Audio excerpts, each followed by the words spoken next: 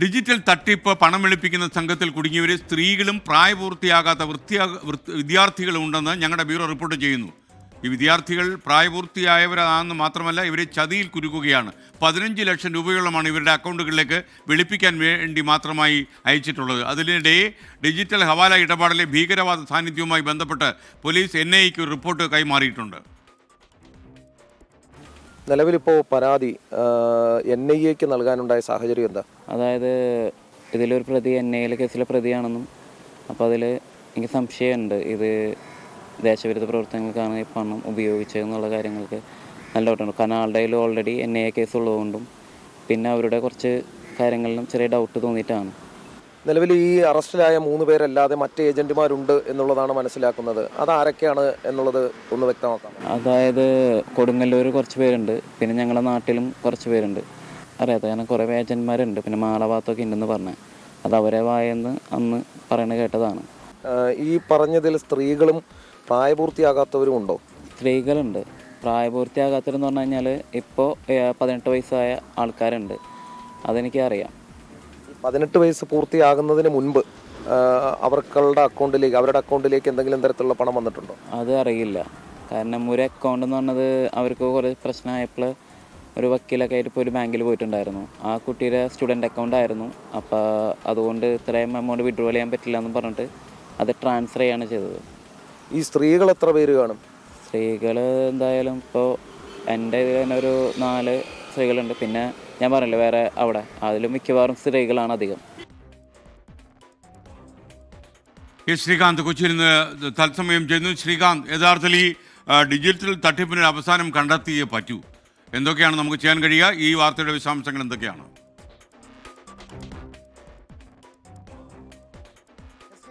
Digital തട്ടിപ്പിനപ്പുറം ഈ തട്ടിച്ചെടുത്ത പണം ഹവാല ഇടപാടിലൂടെ വെളുപ്പിക്കുന്നു. അതിൽ ചില ഭീകരവാദ സാന്നിധ്യം കൂടി വരുന്നു എന്നുള്ളത് ഞെട്ടിക്കുന്ന വാർത്തയാണ്. അത് പുറത്തു കൊണ്ടുവന്നത് 24 കൂടിയാണ്. ഇത് അതിൽ നിന്നും, ഈ സംഘത്തിൽ നിന്നും രക്ഷപ്പെട്ട ഒരു മുൻ സംഘാംഗമാണ് നമ്മളോട് ഇക്കാര്യം വെളിപ്പെടുത്തിയതും ഇപ്പോൾ നമ്മളോട് സംസാരിച്ചതും. അയാളുടെ പേര്, മറ്റു വിവരങ്ങൾ നമുക്ക് വെളിപ്പെടുത്തുന്നതിന് ബുദ്ധിമുട്ടുമുണ്ട്.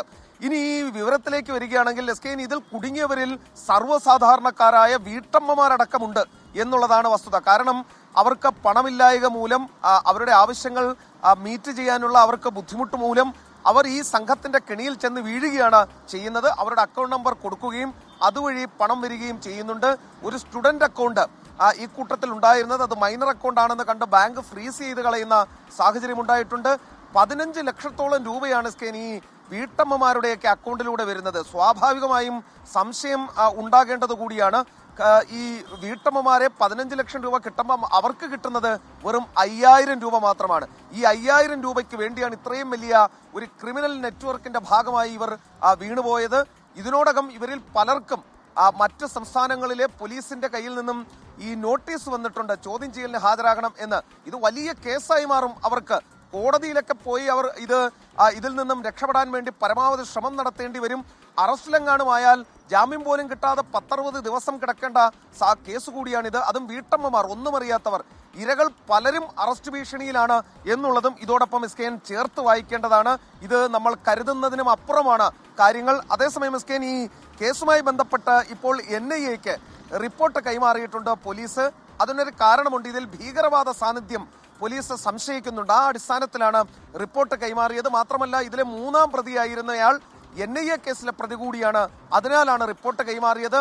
ഈ കേസിലെ മുൻ സംഘാംഗം ഈ വിഷയങ്ങളൊക്കെ അറിഞ്ഞ് NIAക്ക് ഇന്നലെ വന്ന് മൊഴി നൽകിയിട്ടുണ്ട്. അതിന്റെ ദൃശ്യങ്ങളടക്കമാണ് ഇപ്പോൾ നമുക്ക് കിട്ടിയിരിക്കുന്നത്. എന്താണ് ഇവരുടെ നെറ്റ്വർക്ക്, എന്താണ് ഇവരുടെ മോഡസ് ഓപ്പറാൻഡി എന്നൊക്കെ NIAക്ക് ഇന്നലെ മൊഴി നൽകിയിട്ടുണ്ട്. NIA അത് അന്വേഷിക്കും എന്ന് കരുതാം. ഇനി മറ്റൊരു കാര്യം കൂടിയുണ്ട്. ഈ പിടിയിലായവർ മാത്രമല്ല ഏജന്റുമാർ, ധാരാളം ഏജന്റുമാർ ഇനിയും ബാക്കിയുണ്ട് എന്ന് ഈ വ്യക്തി തന്നെ പറയുന്നുണ്ട്. ഒപ്പം തന്നെ 100 കണക്കിന് ചെറുപ്പക്കാർ ഇവരുടെ നെറ്റ്വർക്കിൽ, ഇവരുടെ ശൃംഖലയിൽ പെട്ടിട്ടുണ്ട് എന്നും ഇയാൾ പറയുന്നുണ്ട്. അതായത് നിസ്സാരമായ ഒരു അന്വേഷണത്തിലൂടെ ഇതൊന്നും പുറത്തുവരില്ല. ദേശീയ ഏജൻസികളും ഒപ്പം തന്നെ സംസ്ഥാന പോലീസും കൊണ്ടുപിടിച്ച ശ്രമം നടത്തിയേ പറ്റൂ. ഇത് ചെറിയ മീനല്ല. ഇത് കൃത്യമായ അന്വേഷണം വേണ്ട, ശക്തമായ അന്വേഷണം വേണ്ട സംഭവം തന്നെയാണ്.